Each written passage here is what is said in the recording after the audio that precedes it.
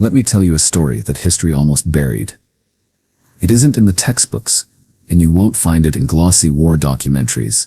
It lingers in whispers, in half-faded letters, and in the memory of a child who grew up never fully understanding how a stranger's footsteps saved his life. This is the story of the forgotten woman who walked across a war zone to save a child. Picture a city carved in shadows, its streets torn open by craters, the air heavy with smoke and the metallic sting of gunpowder. Soldiers moved like ghosts behind broken walls, waiting for the next burst of artillery. Civilians were nothing more than trembling figures darting between ruins. It was the kind of place where hope died quickly, and where nobody, absolutely nobody, walked alone. And yet, in the middle of that chaos, one woman did. No one knew her name. Some called her the widow in gray, others whispered she was a nurse who lost her family. What mattered more than her past was what she carried, a battered satchel strapped across her shoulder, its contents unknown, and a stubborn resolve carved into the lines of her face. She walked with a strange calm, as though the war itself had no permission to touch her. The rumor started small. A child had been left behind on the wrong side of the city, trapped in a collapsing house where enemy soldiers were stationed nearby. His parents were gone, killed in the shelling that ripped the district apart. The boy was maybe 6, maybe 7, too young to survive on his own, too small to fight, too innocent to understand why the world was crumbling. Everyone agreed the boy was lost. The streets were crawling with snipers. Anyone crossing the avenue was a silhouette marked for death. The bridges were blown apart, the sewers flooded. Even the Red Cross had declared it impossible. But then the woman in gray said one quiet thing. If no one goes, the boy will die. It was madness. People begged her not to. A neighbor grasped her arm, telling her she wouldn't make it 2 blocks. A soldier spat that she was suicidal, but the woman only tightened her satchel and said, "Then I'll go alone." And she stepped into the street. The first steps were the hardest. Windows gaped like black eyes around her, any one of them capable of hiding a sniper's barrel. The city held its breath. Somewhere in the rubble, the child's faint cries could almost be heard beneath the whine of distant shells. Every footfall was a gamble. She slipped between collapsed walls, ducked under dangling wires, and pressed herself against scorched bricks. Twice, bullets cracked too close, shattering dust into her hair. Still she moved forward, one heartbeat at a time. Then came the twist, something nobody had expected. She wasn't just heading into enemy territory for the child. Inside her satchel was a white scrap of fabric. When she reached the edge of the enemy's zone, she pulled it free and tied it to a broken stick. The crude flag of truce fluttered in her trembling hand. For a moment, the battlefield paused, guns lowered. Eyes narrowed.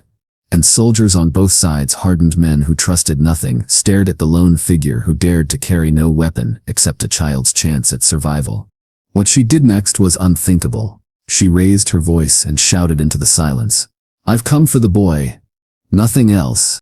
Her words echoed through the ruins, absurd and fragile against the roar of war. And for a reason no one could later explain. Maybe fatigue, maybe disbelief, maybe the ghost of humanity in tired soldiers. The guns did not fire. She walked into the building.